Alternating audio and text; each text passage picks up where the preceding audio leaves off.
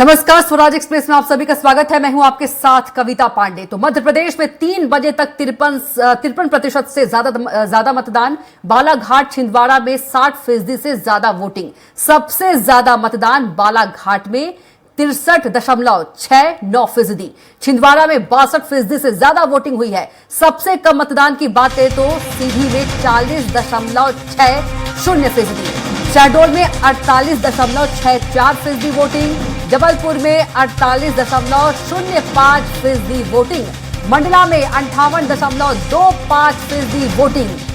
तो मध्य प्रदेश की सभी 6 सीटों पर आज पहले चरण का मतदान है और हम आपको प्रतिशत बता रहे हैं कहां कितने प्रतिशत में मतदान हुआ है। तो सबसे ज्यादा मतदान जो है वो बालाघाट में हुआ।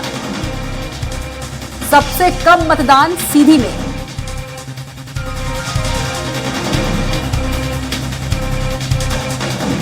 बालाघाट छिंदवाड़ा में 60% से ज्यादा वोटिंग।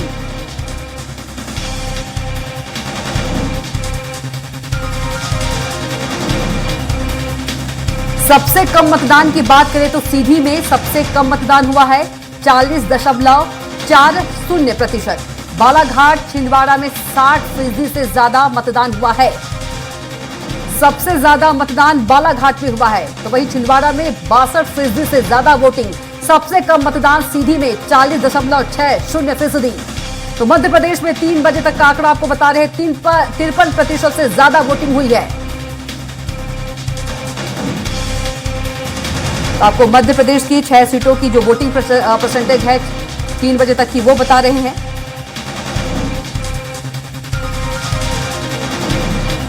मध्य प्रदेश में 3 बजे तक 53% से ज्यादा वोटिंग।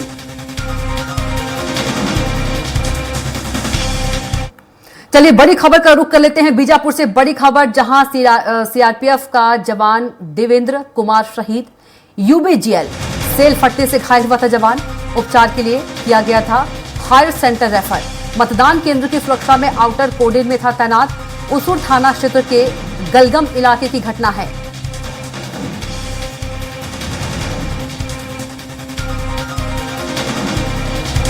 बड़ी खबर बीजापुर से। सीआरपीएफ का जवान देवेंद्र कुमार शहीद हो गए। यूबीजीएल सेल फटने से जवान जो है वो घायल हुआ था। उपचार के लिए हायर सेंटर रेफर किया गया था। मतदान केंद्र की सुरक्षा में आउटर कोडेन में था तैनात जवान। तो सीआरपीएफ का जवान देवेंद्र कुमार शहीद हो गए। बता दें यूबीजीएल सेल फटने से घायल जवान हुए थे। उपचार के लिए किया था हायर सेंटर रेफर। मतदान केंद्र की सुरक्षा में आउटर कोडेन में था तैनात।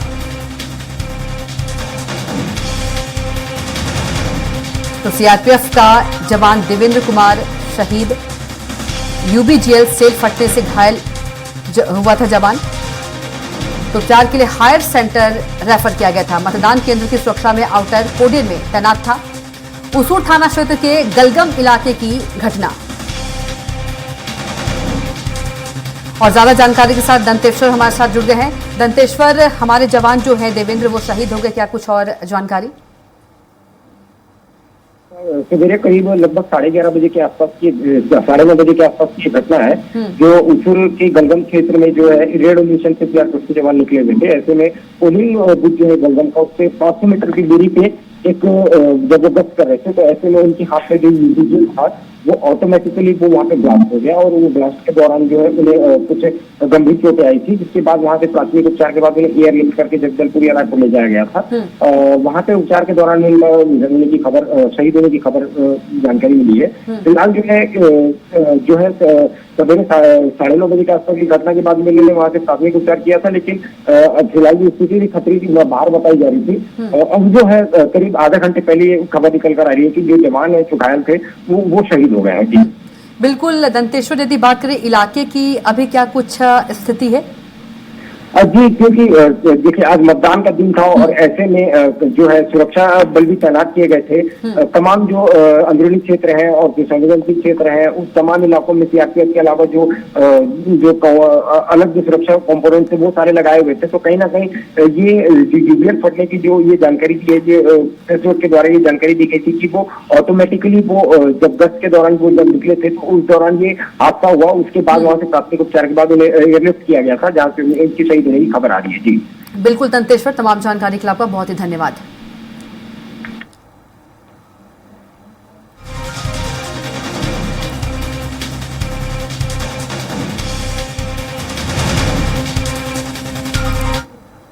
चलिए अब आपको 4 तस्वीरें दिखा रहे हैं जहां दिग्गज वोट डालते हुए नजर आ रहे हैं।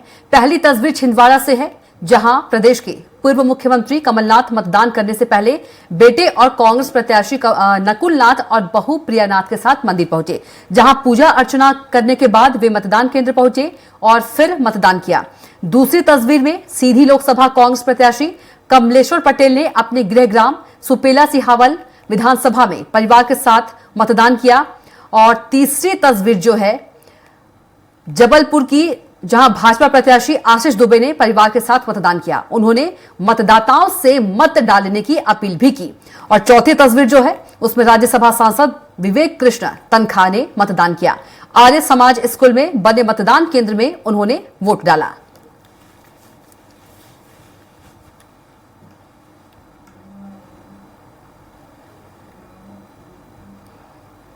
वहीं जबलपुर में देश के लोक निर्माण विभाग मंत्री राकेश सिंह ने मतदान किया है।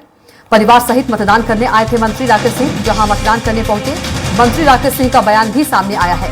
उन्होंने कहा कि कांग्रेस के पास न तो नीति है और न नेतृत्व, इसलिए उसकी ऐसी हालत है। कांग्रेस देश के छोटे छोटे राजनीतिक दलों की पिछलग्गू बनकर रह गई है। मध्य प्रदेश में बीजेपी सभी 29 सीटों पर जीत दर्ज कर रही है।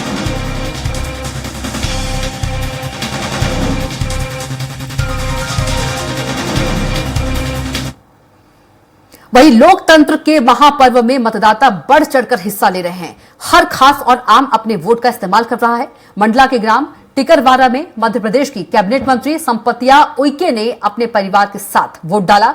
उन्होंने जनता से भी वोट डालने की अपील की है। लोगों से कहा कि बढ़ चढ़कर लोकतंत्र के महापर्व में हिस्सा ले, वोट जरूर डालें।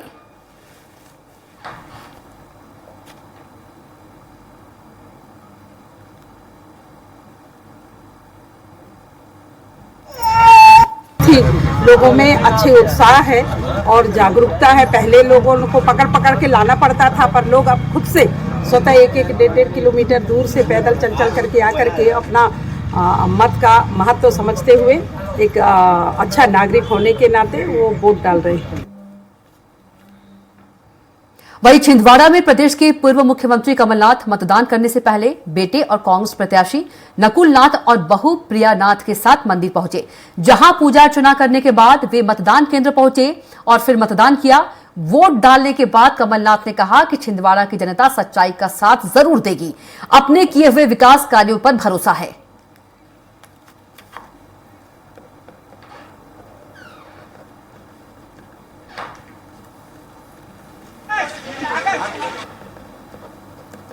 मौजूद है छिंदवाड़ा में। छिंदवाड़ा का ये वो बूथ है जहां पर पूर्व मुख्यमंत्री कमलनाथ पहुंचे हुए हैं, अपने परिवार के साथ में पहुंचे हुए हैं। उनकी धर्मपत्नी अलका नाथ के साथ ही जो कांग्रेस के प्रत्याशी और उनके बेटे नकुल नाथ, वो भी यहां पर वोट कर रहे हैं। आप देख सकते हैं इस वक्त कमलनाथ बाहर आ रहे हैं वोट करके। सर आप लगातार आप यहाँ पर सक्रिय थे, क्या स्थिति थी? मुझे छिंदवाड़ा की जनता पर पूरा विश्वास है। वे सबसे बड़े गवाह हैं और वे सच्चाई का साथ देंगे। देखिए यहाँ पर देख सकते हैं लगातार जो है वो पहुंचे हुए हैं। उनकी धर्मपत्नी भी पीछे आप देख सकते हैं कि वो भी मौजूद है। हम बात करेंगे सांसद प्रत्याशी पहुंचे हुए हैं नकुल नाथ जी। मुश्किल रहा चुनाव। तो आप देख सकते हैं कि नकुल नाथ भी जो है वो वोट कर दिया है उन्होंने। और लगातार वो जो यहाँ पर काफी जनता अपना प्यार और आशीर्वाद मुझे देगी, मुझे पूरा विश्वास है। चलो। तो सिर्फ यहाँ पर जो जनता जो है वो लगातार जो है वो सच्चाई का साथ देगी।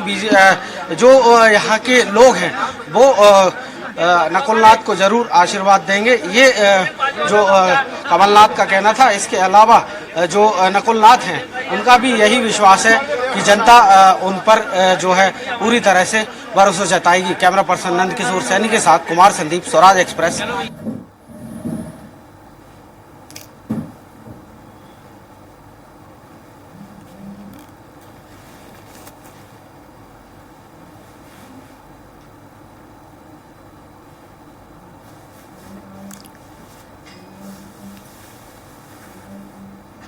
वहीं छिंदवाड़ा से भाजपा प्रत्याशी विवेक बंटी साहू ने परिवार के सदस्यों के साथ सीताबाई राय प्राथमिक शाला मतदान केंद्र पहुंचकर मतदान किया। इस दौरान बंटी साहू ने स्वराज एक्सप्रेस से खास बातचीत में कहा कि कमलनाथ और नकुलनाथ उनके लिए कोई चुनौती नहीं है। इस बार जनता मोदी की गारंटी पर वोट कर रही है। बीजेपी के प्रत्याशी छिंदवाड़ा से विवेक बंटी साहू, उन्हीं से जान लेते हैं। सर, आप वोट करने पहुंचे हैं, पूरा शीर्ष नेतृत्व तो आपके साथ खड़ा रहा है, लेकिन कितनी चुनौती मानते हैं? कमलनाथ चुनौती है या फिर नकुलनाथ? कोई चुनौती नहीं है। मोदी जी का चुनाव है। छिंदवाड़े की जनता मोदी जी के सम्मान के लिए, मोदी जी के साथ देने के लिए, और छिंदवाड़े की जनता जैसे देश में विकास चल रहा है उस विकास में मोदी जी के साथ जुड़ करके भाजपा को वोट दे रही है। और छिंदवाड़े में तो रिकॉर्ड कायम हो गया। आज तक कभी शुरू के 2 घंटे में 13 से 13.5% मतदान नहीं हुआ, जो मुझे बताया गया, लेकिन आज हुआ है। ये दिखा रहा है कि जनता रात भर से जाग रही थी कि कब 7 बजे और कब मोदी जी को वोट दे करके आए। कमलनाथ जी भी विकास के दावे करते हैं, भावनात्मक अपील भी करते हैं कि आखिरी चुनाव है उनका, विकास उन्होंने किया है इतने सालों में। विकास किसका हुआ? 800 करोड़ रुपए की संपत्ति के मालिक कैसे बन गए नकुलनाथ जी? 3 हेलीकॉप्टर से प्रचार कर रहे हैं, हजारों लाखों करोड़ रुपए की संपत्ति के मालिक रहे। ये विकास है। आज हमारे आदिवासियों को आप अपमानित कर रहे हैं। आपके मन में जो आदिवासियों के प्रति नफरत और जहर है वो दिखा रहे हो। हमारा आदिवासी इतना स्वाभिमानी है, अगर उसके पास अनाज नहीं है, पैसा नहीं है, तो 5-5 दिन घास की रोटी बना के खा लेता है, तो उसको आप गद्दार और बिकाऊ कह रहे हैं। अरे बड़े तो आप है, विकास तो आपका हुआ है। विकास अब छिंदवाड़े की जनता देखना चाहती है, इसलिए मोदी जी को वोट कर रही है। बीजेपी 29-0 का लक्ष्य लेके चल रही है, तो क्या साकार होगा? क्योंकि 28 एक पिछली बार का 2019 का चुनाव, 2014 में 27, 2019 में 28 और 2029 में 2024 में 29, और इस बार जनता ने तय कर दिया है। और छिंदवाड़े पहली सीट की शुरुआत होगी तो छिंदवाड़े से होगी। कितने वोटों से जीते? 5 लाख से ऊपर। तो सीधे तौर पर 5 लाख वोटों से जीतने का दावा विवेक बंटी साहू कर रहे हैं। और इस बार जो बीजेपी ने गोल तय किया है कि छिंदवाड़ा सीट को वो फतेह हासिल करके रहेंगे, ऐसा ही दावा बंटी साहू भी करते नजर आ रहे हैं। 29-0 जो है वो इस बार मध्य प्रदेश में देखने को मिल सकता है। और विकास जो है वो सिर्फ और सिर्फ कमलनाथ ने अपना किया है, ना कि छिंदवाड़ा की जनता का। कैमरा पर्सन नंद किशोर सैनी के साथ कुमार संदीप, स्वराज एक्सप्रेस, भोपाल। वहीं सीधी लोकसभा कांग्रेस प्रत्याशी कमलेश्वर पटेल ने अपने गृहग्राम सुपेला सिहावल विधानसभा में परिवार के साथ मतदान किया है। आधार कार्ड है इनका? आधार कार्ड नहीं लाया, कोई भी कार्ड होना चाहिए।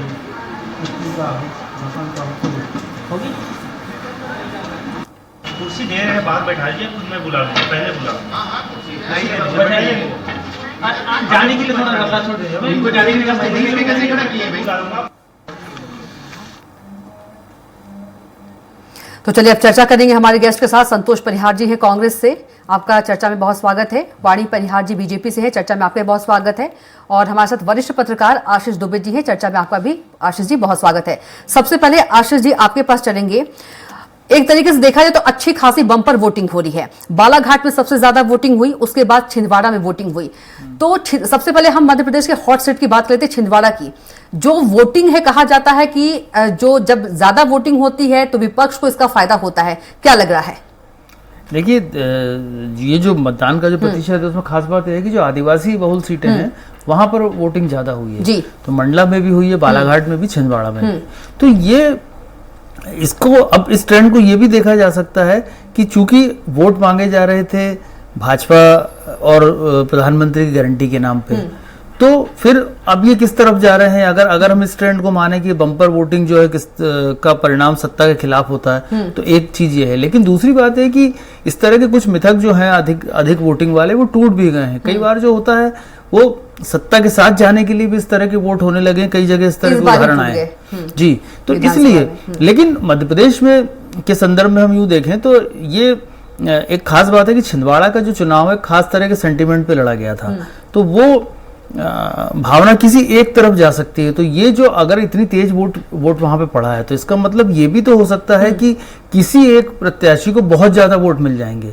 जैसा अभी बीजेपी प्रत्याशी कह रहे थे कि मैं 5 लाख से जीतूंगा, इतना अंतर तो कभी रहा ही नहीं छिंदवाड़ा में कभी। लेकिन जिस तरह की वोटिंग है, तो या तो पूरी वोटिंग नकुलनाथ की तरफ जा रही है या विवेक साहू की तरफ जा रही है। तो ये इस तरह का ट्रेंड भी इसको माना जा सकता है। दूसरी बात यह है कि विधानसभा चुनाव के जो नतीजे आए थे अभी, उसमें यही जो सीटें हैं, जैसे 7 विधानसभा सीट छिंदवाड़ा में कांग्रेस ने जीती थी, तो कांग्रेस को वहां बहुत लीड है ऑलरेडी।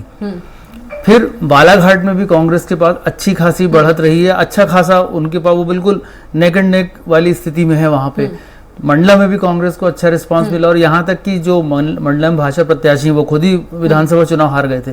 तो ये इसको भी नजरअंदाज नहीं किया जा सकता। तो ये जो वोटिंग का जो पैटर्न सामने आ रहा है, ये चूंकि अभी तो पहला चरण है, 6 ही सीटें मध्य प्रदेश की हैं, लेकिन 3 सीट जिस तरह का परिणाम बता रही हैं, तो उससे लगता है, परिणाम से मतलब कि मतदान का जो ट्रेंड दिखा रही है, उससे ये लगता है कि जो अगले जो चुनाव होंगे, खासतौर पर जो आदिवासी सीटों पर जो चुनाव होंगे, जो ग्रामीण चुनाव होंगे, ग्रामीण अंचल के चुनाव होंगे, वहां भी हो सकता है कि इसी तरह की भावना मतदाता में, जो भी भावना है, वो इसी तरह की भावना वहां भी दिखे। तो इसलिए ये चीजें हैं। और विधानसभा में चूंकि एक और जोड़ देते हैं, आदिवासी जो सीटों का जो मामला था, आदिवासी वोटों का जो मामला था, विधानसभा चुनाव में भाजपा और कांग्रेस ने पूरी जोर लगा करके उसको अपनी तरफ करने की कोशिश की थी। नतीजा मगर ये हुआ था कि जो वोट कांग्रेस के पास शिफ्ट हुआ था 2018 में आदिवासियों का, वो 2023 के चुनाव में पूरी तरह से भाजपा के पास नहीं आ पाया जी। तो कांग्रेस की जो लाज बची विधानसभा चुनाव में, वो आदिवासी सीटों की वजह से बची। तो ये सारे परिणाम, ये सारे चीजों को देखते हुए ये अंदाज लगाना थोड़ा मुश्किल है कि किस तरफ ये वोट जा रहा है। लेकिन ये जरूर है कि जहां पे बम्पर वोट हुआ है अभी तक 60-65%, वो किसी एक तरफ बहुत तेजी से जा रहा है। बिल्कुल। संतोष परिहार जी के पास चलेंगे। संतोष जी, कमलनाथ जी कह रहे हैं कि जो जनता है वो सच्चाई का साथ देगी, अपने विकास कार्यों पर भरोसा कर रहे हैं कमलनाथ जी। लेकिन एक तरफ जो विवेक बंटी साहू हैं, वो कह रहे हैं कि हम 5 लाख वोटों से जीतेंगे और रिकॉर्ड जो है वो टूटेगा। और विकास किसका हुआ? नकुलनाथ जी का हुआ है, 800 करोड़ के मालिक है। छिंदवाड़ा की जनता का विकास नहीं हुआ है, कह रहे हैं। देखिए कविता जी, बंटी साहू जी तो कुछ मुंह चलाने में तो कुछ जाता नहीं है। वो जहाँ तक छिंदवाड़ा की बात करें तो छिंदवाड़ा ऐसी सीट है जिससे माननीय कमलनाथ जी 45 साल से जो है निरंतर जो है सांसद रहे हैं। और विकास की बात करें तो विकास तो मध्य प्रदेश में एक ही जिला है, छिंदवाड़ा जिला, जहाँ विकास हुआ है। और बेसिक कौन सी जो उद्योग फैक्ट्रियां वहाँ नहीं लगी, ऐसा कोई बैंक नहीं है जिसकी शाखाएं नहीं वहाँ पे। तो भारतीय जनता पार्टी तो क्या है कि शुरू से जो है सपने देखने में बहुत अच्छा लगता है। और आप इससे अंदाजा लगाइए ना कि वहाँ के पूरे मध्य प्रदेश के मुख्यमंत्री मोहन यादव जी 10 बार गए, कैलाश विजयवर्गीय डेरा डाले रहे वहाँ पे। भारतीय जनता पार्टी के पूरे जितने भी नेता है सब जगह सब लोग जाके वहाँ पे जो है पूरी तरीके से दबाव, उसके बाद एसपी, कलेक्टर सारे लोग लगे रहे। लेकिन छिंदवाड़ा की जनता जानती है माननीय नकुलनाथ जी, माननीय कमलनाथ जी ने इतना छिंदवाड़ा विकास कराया कि पूरे देश का सबसे बड़ा मॉडल छिंदवाड़ा का है। तो छिंदवाड़ा मॉडल की थोड़ी सी नकल यहाँ पे शिवराज सिंह चौहान जी 20 साल से मुख्यमंत्री रहे, अगर यही अपने जिले में कर लेते तो लगता है कि चलो भारतीय जनता पार्टी ने कुछ करा है। तो भारतीय जनता पार्टी तो केवल जो है झूठ सुबह से शाम तक बोलती है। इतने बड़े मुद्दा है, महंगाई है, बेरोजगारी है, महिला अत्याचार है, तो इस पे ध्यान नहीं देंगे, केवल एक जगह ध्यान दे रहे हैं वहाँ पे, वो विकास की बात कर रहे हैं। भारतीय जनता पार्टी के लोग वो विकास की बात कर रहे हैं जो साइकिल से आए जाए फॉर्च्यूनर में घूम रहे हैं। तो विकास तो भारतीय जनता पार्टी के नेताओं को, जनता का तो विकास हुआ नहीं। केवल जो है व्यापारियों की पार्टी है, उद्योगपतियों को जो लाखों करोड़ों के लोन माफ कर देती है। किसान बेहाल है, किसान के ऊपर गाड़ी चढ़ा देते हैं, किसान की आय दोगुनी करने का क्या हुआ। 2 करोड़ लोगों को जो रोजगार की बात करी थी उसका क्या, उनकी पुरानी गारंटी के पते नहीं है, नए आ गए फिर से चुनाव लड़ने के लिए। तो जनता ये देख रही है और जनता बहुत सोच समझ के वोट डालेंगे। जो पूरे मध्य प्रदेश में अभी 6 सीटों पे चुनाव हो रहा है और निश्चित तौर पे हम 6 में से 4-5 सीटें जीतेंगे, ये आपको दिखेगा। ठीक है, वाडी जी सुना आपने संतोष जी को, क्या कुछ कहेंगी आप? आपके दर्शकों नमस्कार। जी बिल्कुल नमस्कार। और आग्रह ये कि ज्यादा से ज्यादा तादाद में बचे हुए समय में अपना वोट डालने जाएं और देश के लिए अपना धर्म पूरा करें। और आज जो जवान शहीद हुए हैं उनको, उनके प्रति, उनके परिवार के प्रति श्रद्धांजलि अर्पित करूंगी। भाई साहब ने तो बहुत अध्ययन किया है, पीएचडी की हुई है भाजपा पे, पर याद दिलाऊंगी अक्टूबर 2023 में क्या हुआ था और नतीजे इनके सामने हैं। जानते हैं कि लोगों की मानसिकता भी क्या है जनता अब मुद्दों की राजनीति कर रही है, जाति की राजनीति से परे हट गई है। और अगर इतना विकास हुआ था छिंदवाड़ा में, तो मेडिकल कॉलेज का निर्माण, रेलवे लाइन, इलेक्ट्रिफिकेशन उस रेलवे लाइन की, दूसरे जो शासकीय संस्थाएं हैं, सड़क का निर्माण, ये सब कार्य सब केंद्र के कार्य थे। नकुलनाथ जी और उनके पिताजी कमलनाथ जी ने अपनी राजनीति जरूर खेली है पिछले 30-40 सालों से, पर जो विकास का स्तर होना चाहिए था वो नहीं हुआ। दूसरी चीज, अब ना तो कमलनाथ जी चीफ मिनिस्टर हैं और मुझे नहीं लगता है कि नकुलनाथ जी सांसद भी बनेंगे। तो आगे का जो विकास होना है छिंदवाड़ा का, वो क्या दिशा लेगा? इसीलिए लोगों को लगता है कि एक जो मोदी जी का उपाय है, मोदी जी की गारंटी पे गारंटी है, और दूसरा डबल इंजन की सरकार होने का फायदा है, उसमें जुड़ने से छिंदवाड़ा उभर के और आएगा, नया नेतृत्व मिलेगा, नई दिशा मिलेगी, राष्ट्रहित के काम में जुड़ेंगे।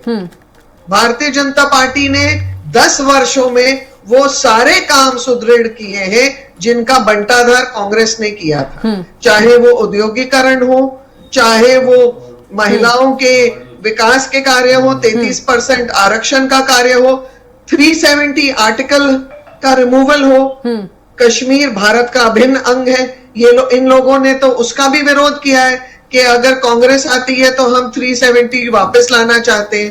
तो इसी से इनकी भावना समझ में आती है। इन्होंने राम मंदिर का बहिष्कार किया, राम मिथ्या है, उसके ऊपर डिफेंस में इन्होंने कहीं ध्यान नहीं दिया था।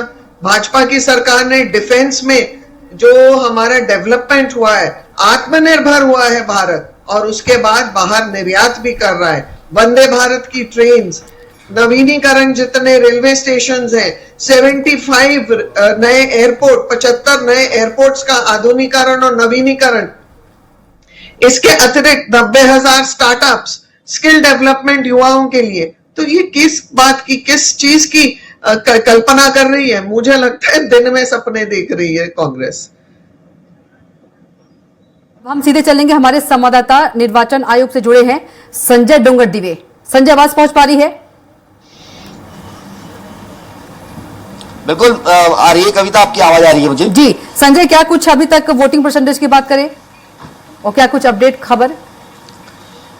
बिल्कुल कविता, मैं आपको बता दूं कि जिस प्रकार से अगर वोटिंग परसेंटेज की बात की जाए तो इस टाइम का जो 3 बजे तक का वोटिंग परसेंटेज अगर सबसे ज्यादा निकल के आ रहा है तो जो पूर्व में था बालाघाट का 63% वोटिंग परसेंटेज हुआ है। वहीं अगर छिंदवाड़ा की बात की जाए तो छिंदवाड़ा में भी अच्छा खासा परसेंटेज है कि 60 के लगभग प्रतिशत वहां पे मतदान हो गया है। अगर सबसे कम मतदान की बात की जाए तो सीधी में अभी तक हम सुबह से भी देख रहे हैं कि सबसे कम मतदान अगर हो रहा है तो सीधी में सबसे कम प्रतिशत मतदान हुआ है। अगर अभी तक सीधी की बात करें तो 40% के लगभग वहां पे मतदान हुआ है। और शहडोल में देखा जाए तो 48.64% वोटिंग और जबलपुर में 48.5% वोटिंग हुई है। मंडला में 58.25% वोटिंग हुई है। तो अगर देखा जाए तो लगभग ये 3 जगह की छोड़ दिया जाए तो सभी जगह 50 से ऊपर, 3 जगह 50 से ऊपर और 3 जगह 50 से नीचे के का अभी तक का वोटिंग परसेंटेज निकला है। और सबसे कम देखा जाए तो सीधी में निकला है।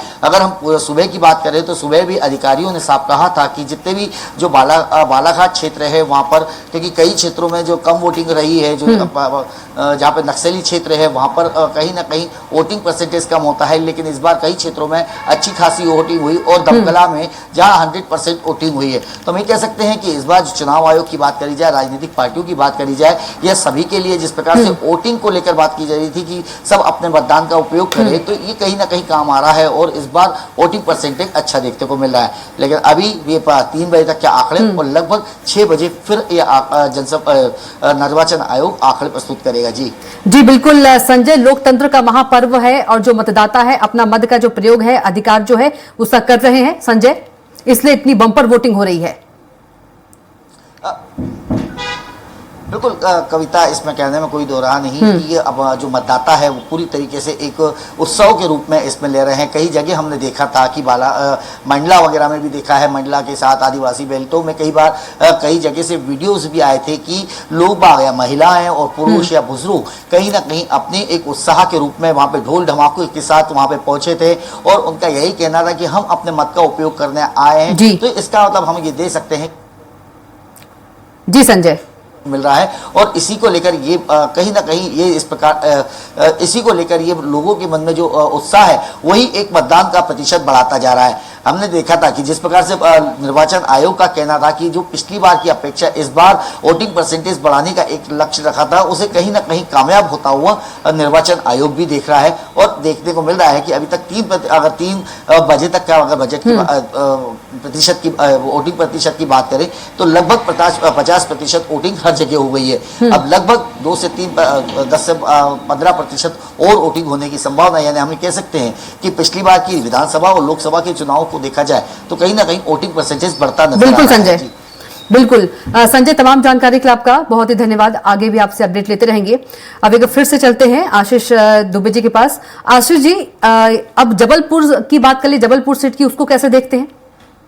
देखिए, जबलपुर का तो अगर हम ट्रेंड देखें पिछले चुनाव का तो वो तो लगभग एक जैसा ही है कि वहां पर बीजेपी का अपर हैंड है, बीजेपी आगे चलती है। तो इस बार जबलपुर में कुछ स्थितियां ये भी रही हैं कि वहां पर बहुत से सैबोटेज कहें कि दल बदल हुए हैं। तो कांग्रेस को वहां पहले ही चोट हुई है। वहां पर कांग्रेस का जो मेयर था वो खुद चले गए, फिर वहां पर एक पूर्व विधायक गए, बहुत सारे नेता पदाधिकारी गए। तो इसलिए कांग्रेस की जो वहां पर स्थिति है और उसको हम मतदान से जोड़ के भी देख सकते हैं कि वहां का जो एक अलग मिजाज है। और दूसरी बात है, जो भाजपा के राष्ट्रीय अध्यक्ष हैं वो उनकी ससुराल भी है जबलपुर, तो बहुत सारी चीजों का फायदा वहां भाजपा के कॉर्डर को मिलेगा और उसी तरह से वो मतदाताओं को भी मोबिलाइज कर सकते हैं, मतदाताओं को प्रेरित कर सकते हैं, आकृष्ट कर सकते हैं, जो भी चीजें हैं। लेकिन मतदान के प्रतिशत के जो अंतिम आंकड़े आएंगे उसके बाद ये जरूर देखा जा सकता है कि वहां पर जो,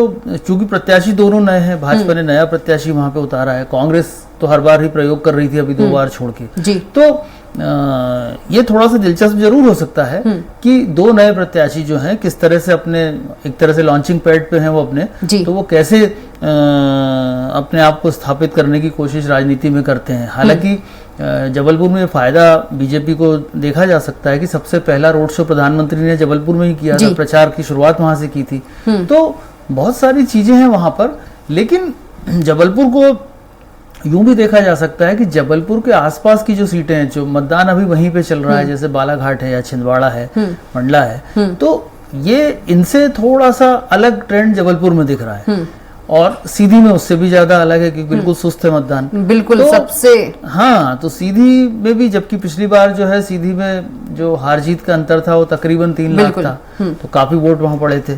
तो ये अब देखा जाएगा कि देखने में दिलचस्प होगा कि सीधी की जो सुस्ती है और छिंदवाड़ा और बालाघाट की जो तेजी है ये क्या गुल खिलाती है। ठीक है संतोष जी, जबलपुर के अगर कांग्रेस प्रत्याशी की बात करें, दिनेश यादव को किस तरह से देखते हैं? दिनेश यादव जी अच्छे प्रत्याशी हैं, पूरी तरीके से जो पूरे काम कर रहे हैं और वहां से भी बहुत अच्छे फीडबैक आ रहे हैं। और लोकतंत्र के मंदिर में जनता भगवान होती है और जनता के जो हमारी जो 5 गारंटी है महिला न्याय, युवा न्याय, बेरोजगारी, ये सब जो किसानों की MSP देने का जो वादा है, तो वो जो उस गारंटी को सब जगह पहुंचा रहे हैं और उसके अंदर पूरी तरीके से प्रॉपर अच्छा रिस्पांस मिल रहा है। और जहां तक जो है 10 साल मोदी जी की सरकार रही, तो 10 साल में जनता ने ये भी देखा है कि उन्होंने बोला था कि 2 करोड़ लोगों को साल में रोजगार मिलेगा, मिला नहीं। उन्होंने बोला 15 लाख सबके खाते में आएंगे, वो आए नहीं। उन्होंने बोला था किसानों की आय दोगुनी हो जाएगी, दोगुनी की जगह जो किसानों पे गाड़ी चला देते, किसान आत्महत्या कर रहा है। उन्होंने बोला था पेट्रोल 40 रुपए लीटर हो जाएगा, आज जो है 100 पार हो रहा है। तो आटा दाल सब तो महंगा हो गया है, कौन सी ऐसी चीज है जो महंगी नहीं हो गई? तो भारतीय जनता पार्टी तो केवल इवेंट कर रही है, सुबह शाम तक बीजेपी तो ब्रांडिंग कर रही है। देखिए क्या है, कहने में कुछ नहीं जाता ना। बीजेपी तो कह रही कि मोदी जी गारंटी पर जनता विश्वास करेगी। मोदी जी देखिए कविता जी, मोदी जी गारंटी थी ना 2 करोड़ लोग रोजगार का, क्या हुआ? आया क्या? 2 करोड़ लोग रोजगार मिला क्या? 15 लाख सबके खाते में आया क्या? काला धन वापिस आया क्या? तो मोदी जी गारंटी शुरू से आखिरी तक देते आ रहे हैं। और जहां तक गारंटी की बात है, तो गारंटी जब उनने पूरी करी नहीं है तो मोदी जी की जुमला की गारंटी हो गई, झूठ की गारंटी हो गई।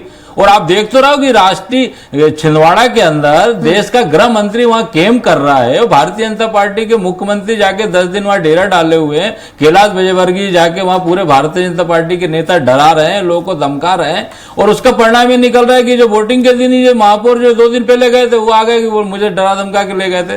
तो इनका गुंडा राज, इनका पूरा जो है दिख रहा है पूरी तरीके से देश के अंदर। क्या कर रहे हैं? किसने कहा? लूट रहे हैं। संतोष जी, डराने धमकाने की बात, डराने धमकाने का ED CBI पूरी चीजें हैं। उसने बोला ना, आप विक्रम आके जी ने जब वीडियो वायरल करा है सुबह 9:30 बजे ही कांग्रेस में आ गए, तो उन्होंने बताया कि मैं डरा धमका के ले गए। तो इनका तो चाल चरित्र चेहरा पूरा दिखता है ना। और ये वैसे भी जो है इनका जो इनकी विचारधारा अलग है। इनके लोग ये सबको डराने धमकाने काम करते हैं, लोगों को चाह रहे हैं। अरे इससे क्या होता है? आप जनता के बीच में काम करिए, दिखेगा। ये जो बातें कर रहे हैं, केवल इवेंट कर रहे हैं, सुबह शाम तक जो अखबारों में टीवी में विज्ञापन दिख रहे हैं। करा क्या इनने? पूरा देश को कर्जे में डुबा दिए। एक बच्चा पैदा हो रहा है, 50,000 कर्ज लेके पैदा हो रहा है, कर्जे पे डूबा हुआ पूरा देश, भ्रष्टाचार में डूबा। एक योजना इनकी, ये बहुत बड़ी बड़ी बातें कर रहे हैं। ये भारतीय जनता पार्टी के शिवराज सिंह चौहान जी का खुद का जो जिला है, उसके अंदर इनकी योजना का पता कर लीजिए। भ्रष्टाचार के भेंट चढ़ गया है। PM आवास 30% काम नहीं हुए। नल जल योजना पूरी तरीके से फ्लॉप हो गई। तो वाणी जी, जो चीज 5 साल में होनी हुई, संतोष जी तमाम तरह के आरोप लगा रहे हैं, कह रहे हैं कि बीजेपी मैं सुन नहीं पा रही हूँ जी, इनको बोलिए शांत रहिए पहले। जी, जो संतोष जी है तमाम आरोप लगा रहे हैं बीजेपी पर, कह रहे हैं कि जो बीजेपी है इवेंट कर रही है, डरा धमका रही है। तो इवेंट्स कर रही है, इसीलिए 20% का मार्जिन का इजाफा है उनके वोट शेयर में। और निश्चित रूप से 1 महीने में कांग्रेस कुछ कर नहीं सकता है उस वोट मार्जिन को कैप्चर करने के लिए। अभी हाल ही में IMF की रिपोर्ट आई है, आप एक पत्रकार हैं और आप भी ये पढ़ते होंगे कि GDP 6.8% है 2024 में। और हम आर्थिक व्यवस्था में हम विश्व के 5वें स्तर पर हैं। इंफ्रास्ट्रक्चर के जो इंडस्ट्री है, उसमें हम एक बूमिंग इंफ्रास्ट्रक्चर के रूप में आगे बढ़ रहे हैं। पर कैपिटा इनकम बढ़ गई है, हर व्यक्ति के पास एक स्मार्टफोन है। तो गरीबी तो उस मायने में है नहीं जैसे ये लोग बोल रहे हैं। दूसरी चीज, ये बार बार कुछ चीजों पर बात करते हैं, तो मुझे ये बताइए, जहां 4 स्टेट्स में इनके 3 स्टेट्स में 54 सीट्स या 52 सीट्स आई थी 2019 में, और इलेक्टोरल बॉन्ड्स में इनको 1641 करोड़ मिले। तो मेरे को ये बताइए कि भ्रष्टाचार कहां है। तीसरी चीज, ये जो किसान भाइयों के ऊपर इन्होंने इतना अध्ययन किया था स्वामीनाथन रिपोर्ट के अंतर्गत, स्वामीनाथन तो he is not a agricultural expert, वो तो पूरी रिपोर्ट ही गलत है उनकी। और कितनी चीज, और जब कोविड आया था तो इन्होंने मोदी वैक्सीन का नाम रखा था, और इनके जितने ये चुनिंदा नेता बचे हुए हैं जो नेतृत्व में है, वो चोरी छुपे मोदी वैक्सीन लगाते थे और सामने सबके देश के मिथ्या फैलाते थे कि ये वैक्सीन, हमने तो 41 नेशंस में ये वैक्सीन फ्री ऑफ कॉस्ट दी है। 100 देशों में ये निर्यात हुई है। तो ये मेरे को जलासा क्या दे रहे हैं। और भाई साहब को बता दें कि अब जो है 21 करोड़ युवा वोट देने वाले हैं। युवा अपना चयन जानते हैं। युवा जानता है कि उसको देश की नींव कहां रखनी है, देश में कहां भागीदार बनना है विकास में, और वही वो करेगा। ये जो जुमाला दे रहे हैं ना, ये सब इनके सामने, इनके 2-4 हफ्तों में सब पानी का पानी होने वाला है, और तब ये कहां दिखाएंगे अपने मुंह। ठीक है, आशीष दुबे जी, यदि सीधी की बात करें, सबसे, जी आऊंगी मैं आपके पास, सबसे कम जो वोटिंग हुई है सीधी में हुई है, क्या कुछ इसका कारण माने? देखिए, माना जा सकता है कि वो भी एक आदिवासी सीट ही है, और ये भी उसके साथ है कि उसमें वहाँ सीधी में बहुत सारे और भी जातिगत फैक्टर काम करते हैं। तीसरी बात है कि वहाँ पर जो प्रत्याशी हैं उनको लेकर के भी चीज़ें काम कर रही हैं, क्योंकि जो कमलेश्वर पटेल हैं वो चुनाव वहाँ लड़ रहे हैं, पुराने वहाँ पे विधायक भी रहे हैं, और मुझे ऐसा लगता है कि ये जो सीधी का जो मिजाज जो देखने में आ रहा है वो वहाँ की जो परिस्थितियाँ हैं, कई बार देखिए पहले एक ऐसा सिद्धांतिक रूप से माना जाता था कि अगर वोट कम पड़ रहे हैं तो जो वहाँ पर जो मौजूदा सांसद है, जो भी निजाम है वहाँ, उसके पक्ष में ये स्थितियाँ हैं, यानी कोई विरोध करने बाहर दूसरे जो वोट होते हैं या फ्लोटर्स वोट होते हैं वो बाहर नहीं आ रहे हैं। लेकिन अब ये स्थितियाँ बड़ी घालमेल हो गया है इन चीज़ों में। लेकिन अगर कुछ दूसरी सीटों पर उसी तरह के वर्ग की सीटों पर वोटिंग ज़्यादा है और वहाँ कम है, तो ये भी हो सकता है कि वहाँ के मतदाता जो हैं मौजूदा स्थितियों से खुश ना हो।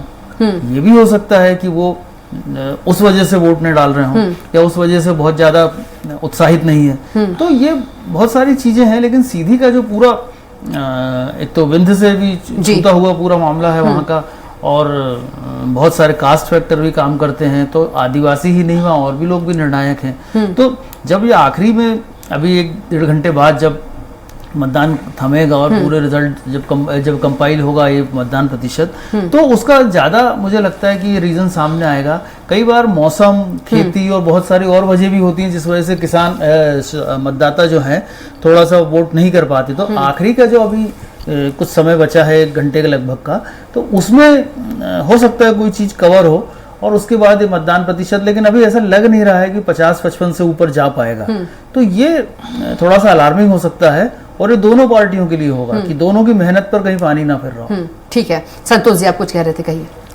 देखिए कविता जी, सबसे बड़ी बात तो है कि जो पूर्व में जो है 10 साल मोदी जी 10 साल रहे सरकार के अंदर, इतना ऐसा लग रहा है भारतीय जनता पार्टी को कि जैसे कि जो है पूरा, अरे 10 साल मौका दिया ना, और 10 साल मौका में क्या करा, केवल इवेंट, केवल भ्रष्टाचार, केवल वो। और मैं ये बोल रहा हूँ मध्य प्रदेश के अंदर जब से ये मुख्यमंत्री मोहन यादव जी बने, केंद्र शासित प्रदेश हो गया है, सारी योजनाएं ठप पड़ी हुई, सारी लाभार्थी योजनाएं ठप पड़ी हुई है। जब ये खुद के मुख्यमंत्री के क्षेत्र में विकास कार्य जब ठप पड़ा हुआ है, पूरी तरीके से जो कागजों के भेंट चढ़ रहा है, तो वो और कौन काय में आपको महंगाई नहीं दिख रही होगी क्योंकि आपकी सरकार है, आम जनता को दिख रही ना महंगाई, गरीब कितना परेशान है, कितने रोज किसान जो आत्महत्या कर रहा है उसके जो है कर्जे में डूबा जा रहा है। तो देखिए ये पूरे लोकतंत्र के मंदिर में जनता भगवान होती, जनता अपना फैसला सुना देगी। बहुत ही अहम से बोला है 5 लाख वोटों जीतेंगे, अभी समझ में आएगी कितने लाख क्या स्थिति होगी पूरे देश के अंदर। पूरी तरीके से हाहाकार मचा हुआ है। और सबसे बड़ी बात यह है कि आपको पेट्रोल महंगा नहीं दिख रहा है, डीजल महंगा नहीं दिख, इनको तो महंगाई दिख ही नहीं रही। महंगाई एकदम पूरे देश की जनता पूरी तरीके से महंगाई से जूझ रही है, सब महंगा हो गया है। और हमारे देश के प्रधानमंत्री जो 5 किलो जो अनाज दे रहे हैं उसमें सीना थपथपा रहा है कि बोले हमने बहुत बड़ा एहसान कर दिया।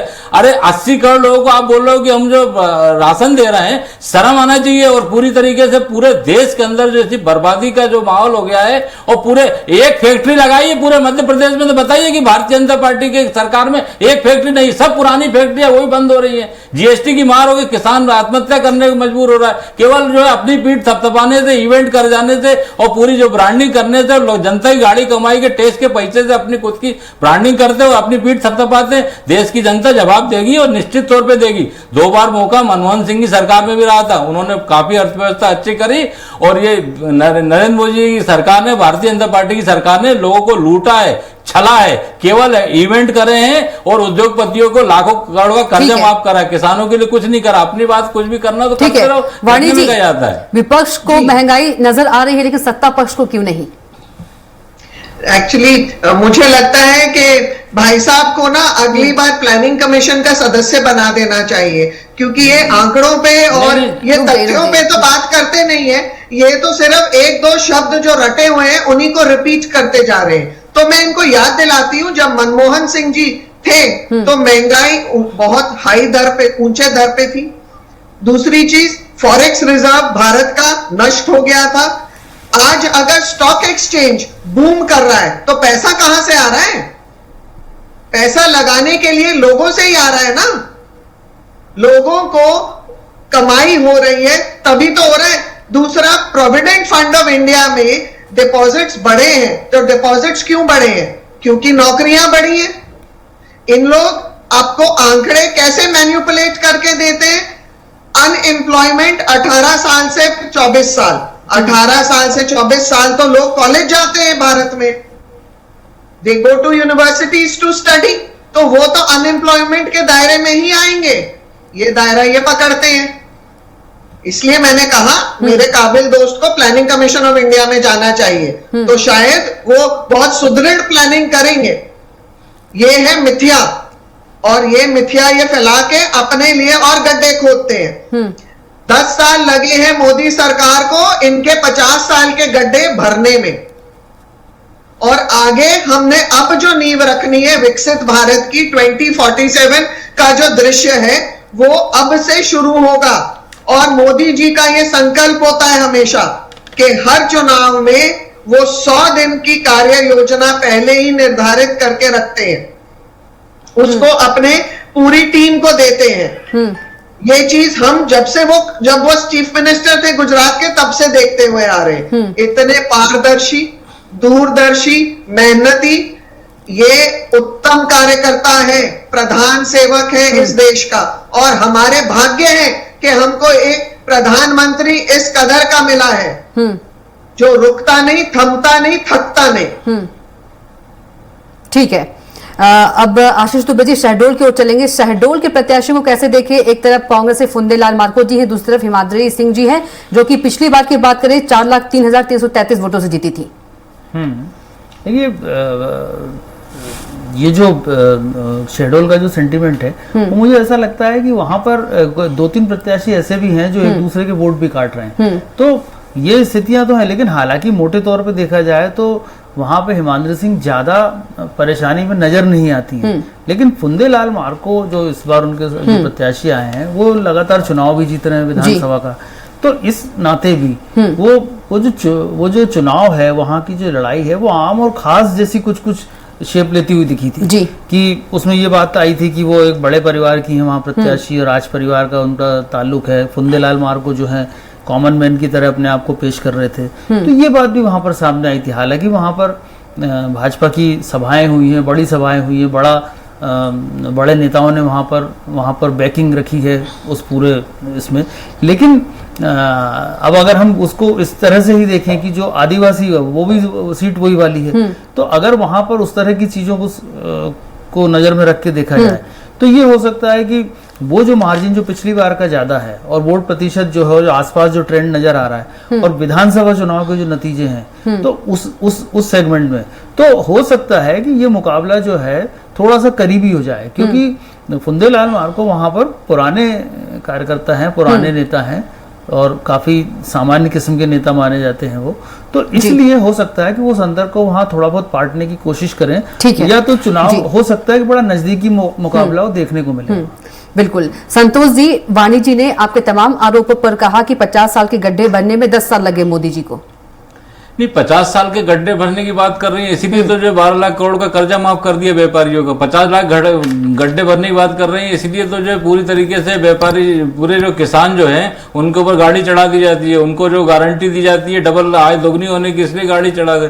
तो 50 साल में जो गड्ढे, 50 साल में जो प्रॉपर्टी तैयार करी थी, चाहे रेल हो चाहे हवाई अड्डे हो, सब तो ये प्राइवेटाइजेशन कर रहे हैं, सब जगह लूट रहे हैं पूरी तरीके से। उद्योगपतियों को, 5 उद्योगपतियों की जेब में पूरे देश की अर्थव्यवस्था भरना चाहते हैं, और बाकी सबको जो जमीनी स्तर पे करना है। इनको महंगाई दिखती नहीं है, इनको कोई महंगाई नहीं दिख रही, इनको तो केवल ये दिख रहा है कि अपनी जेब भरो, इनके लिए कोई महंगाई नहीं है। और देखिए हवा में महिला अत्याचार में मध्य प्रदेश नंबर 1 है, इनको दिखता नहीं है। पूरी तरीके से कागजों की भेंट, भ्रष्टाचार में रिचार्ज और टॉपअप पे यहाँ के IAS ब्यूरोक्रेट चल रहा है, और पूरी तरीके से हफ्ता वसूली करके मंत्री मुख्यमंत्री को दे रहे हैं, इनको दिखता नहीं है। इनको इसलिए दिखता कि जो है इनको जो है बढ़िया योग चल रहा है। बोला था ना मैंने पहले की जो कार्यकर्ता जो भारतीय जनता पार्टी के साइकिल चाहते आज फॉर्च्यूनर में घूम रहे हैं। तो ये भ्रष्टाचार में डूबे हुए पूरे प्रदेश, 5 एकड़ का 5 एकड़ का नेता आज हजारों एकड़ की संपत्तियां हो जाती है, इनको दिखता नहीं है। और जो है ईडी सीबीआई सब इनके कार्यकर्ता बन के रूप में काम कर रहे हैं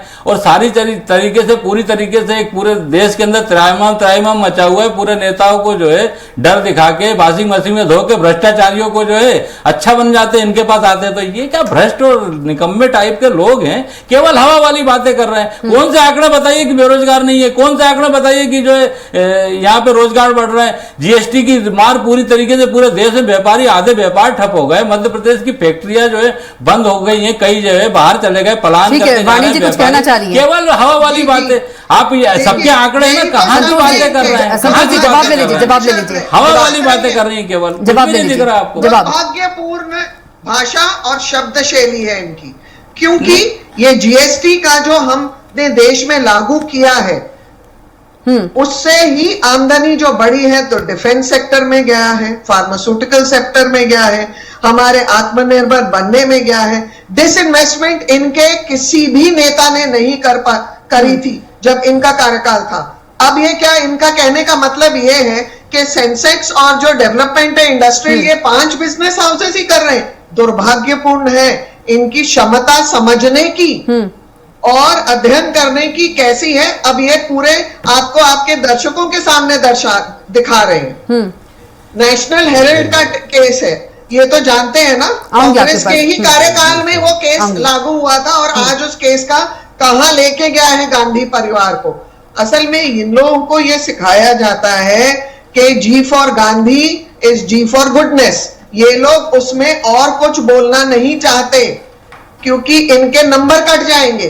तो ये कांग्रेस पार्टी के कुछ चुनिंदा परिवारवाद के जो सदस्य हैं उनके ऊपर टिप्पणी करना नहीं चाहते। इनको इसके ऊपर अध्ययन हो ही नहीं सकता, इसलिए शब्द शैली और जो इनका बनावटी ढांचा है वो बहुत ही दुर्भाग्यपूर्ण है। जानते हैं ना ये कि जब मनमोहन जी थे अर्थव्यवस्था क्या थी? The most expensive years in our economy. Forex 0 था, ऑयल रिजर्व 0 था, डिफेंस में त्राई मची थी, जो हमारे रेलवे नेटवर्क है वो कुछ था ही नहीं, ओवरबर्डन्ड था, कमाई नहीं थी उसमें से, लॉस में थे रेलवेज। आंकड़ों पे ध्यान दें और लिखा पढ़ी जो है डॉक्यूमेंटेड उस पे देखें। ठीक है, छोटा सा कुछ जवाब देना चाह रहे संतोष जी। सीबीआई पे जो टिप्पणी करते हैं दैट इज शेमफुल। ठीक है, आऊंगी आशीष जी आपके पास, उससे पहले जी देखिए हमारी भी तो सुन लीजिए। इलेक्ट्रोल बॉन्ड में जिसको जो आज बंद कर देते हैं, आज जिसको बंद कर देते हैं तो 400 करोड़ लेके वापस, जिसका टर्नओवर 400 करोड़ है उसको 1500 करोड़ चंदा दे देता है, वो दिखता नहीं है।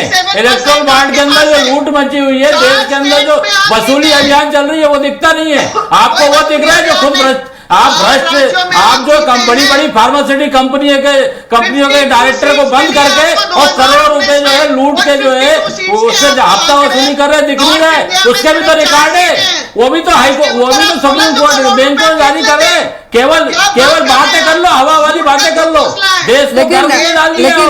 आप ये बताइए ना, एयरटेल बॉन्ड की आपने बात करी, जिस कंपनी का टर्नओवर 400 करोड़ है वो 1400 करोड़ रुपए चंदा दे रहा है आपको, जो आज बंद कर देते हो, दूसरे दिन उसको जो 500 करोड़ लेते हो, ये भी तो रिकॉर्ड है ना, सब रिकॉर्ड है, सारी चीज रिकॉर्ड है। ये आपको दिखता नहीं है, आपको तो बिल्कुल वो दिख रहा है, कुछ भी करो, लूट करो, हफ्ता वसूली करो और लोगों को जो है लोगों घर में पहुंचा दो।